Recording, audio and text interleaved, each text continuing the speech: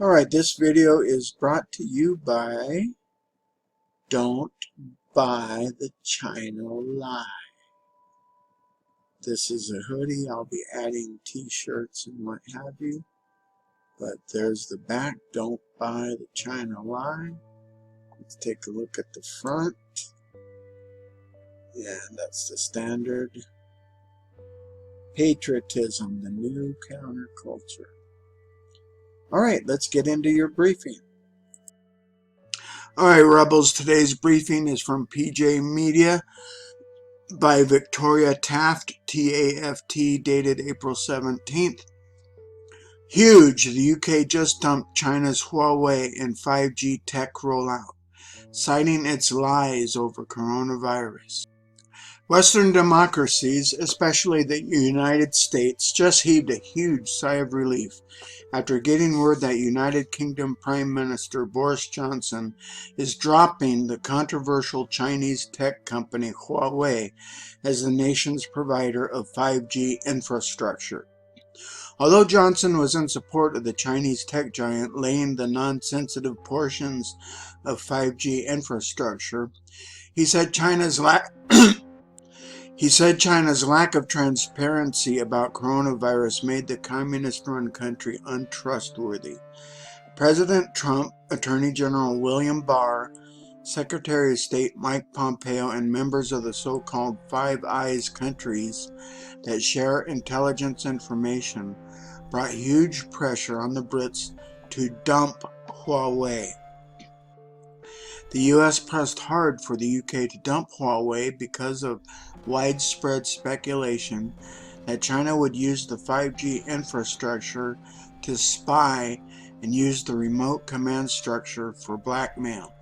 Senator Ted Cruz has said that if the UK used Huawei, it would be next to impossible to share intelligence information with the ally. Earlier this week, Huawei, detecting a change of heart by the Brits due to anger over the coronavirus, sent a threatening letter to Johnson, that is to Prime Minister Boris Johnson. Huawei's UK chief Victor Zhang told British leaders that pulling up stakes now would leave Britain in the digital slow lane. There are those who choose to continue to attack us without presenting any evidence. Disrupting our involvement in the 5G rollout would do Britain a disservice. The company is believed to be directly answerable to, if not an implicit part of, the Chinese government. The U.S. Department of Justice has begun a China initiative to keep the communist behemoth from exercising its 5G advantage. In a speech in February that is well worth watching and reading, see below, Attorney General William Barr said fighting for technological supremacy is about national security and Western everyday life. Here are just some of the stakes Barr, a former telecom company executive and Chinese studies graduate student, mentioned in his speech. 5G technology lies at the center of the technological and industrial world that is taking shape. In essence, communications networks are not just for communications anymore. They are evolving into the central nervous system of the next generation of internet, called the industrial internet, and the next generation of industrial systems that will depend on that infrastructure. Much of this discussion on the dangers of allowing China to establish dominance in 5G has been focused on the immediate security concern of using communications networks that China can monitor and surveil. That is, in fact, a monumental danger.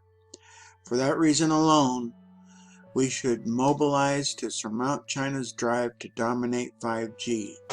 But the stakes are far higher than this. From a national security standpoint, if the industrial internet becomes dependent on Chinese technology, China would have the ability to shut countries off from technology and equipment upon which their consumers and industry depend. And just an interjection here, the way they've responded with turning shipments of masks around and not letting them be exported to the countries that own the factories, it shows that they are quite willing to do just this if push comes to shove. China cannot be trusted. Don't buy the China lie. Back to the article. The power the United States has today to use economic sanctions would pale by comparison to the unprecedented economic leverage we would be surrendering into the hands of China. Some Americans think that all we are talking about here is analogous to the shift from 3G to 4G in our wireless networks. The jump to 5G is a quantum leap beyond this. We are now talking about multi-gigabits per second peak rates for both download and upload. Devices of all kinds, some smart, some sensors collecting and transmitting data, and some actuators carrying out remote commands, can be dispersed and embedded in business and industrial equipment across a wide array of businesses, such as transportation, energy, finance, healthcare, agriculture, heavy construction, and so forth. 5G provides the command and control function for managing industrial processes. As the world of 5G unfolds, we will be seeing not just smart homes, but smart farms, smart factories, smart heavy construction, smart transportation systems, and so forth, and a host of new emerging technologies, in addition to AI, will become interwoven with and dependent upon 5G and the industrial internet, including, for example, robotics, the Internet of Things, autonomous vehicles, 3D printing, nanotechnology, biotechnology, materials science, energy storage, and quantum computing. The Tory Conservative Party began a serious effort to claw back the contract from Huawei after seeing the communist nation's response to the coronavirus pandemic. Its failure to report about the rampant virus, attempts to corner the market on protective hospital clothing, and realizing that key medications needed for survival were sourced and made in China. Bloomberg talked to Tory members who were fighting Johnson on Huawei. We need to devise a proper, realistic exit strategy from relying on Huawei, Conservative Member of Parliament Damien Green told Bloomberg News. Our telecom providers need to know the government is determined to drive down Huawei's involvement to 0% over a realistic timescale. The mood in the parliamentary party has hardened, said Tom Tugendhat, the Conservative Party's chairman of the House of Commons Foreign Affairs Committee. It's a shared realization of what it means for dependence on a business that is part of a state that does not share our values, Tugendhat said.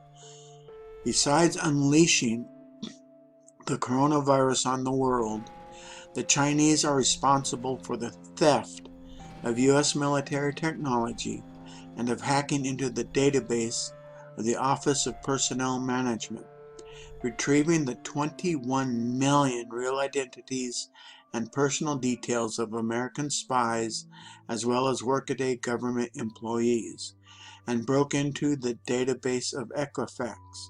The tech giant is banned from the United States. As I've said before, rebels, China cannot be trusted. Chinese Communist Party is out for power and aggrandizement of the Chinese empire. They have to be opposed. We cannot trust them.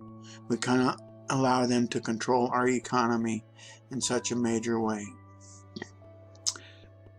All right, rebels, please remember to like, share, comment, and subscribe.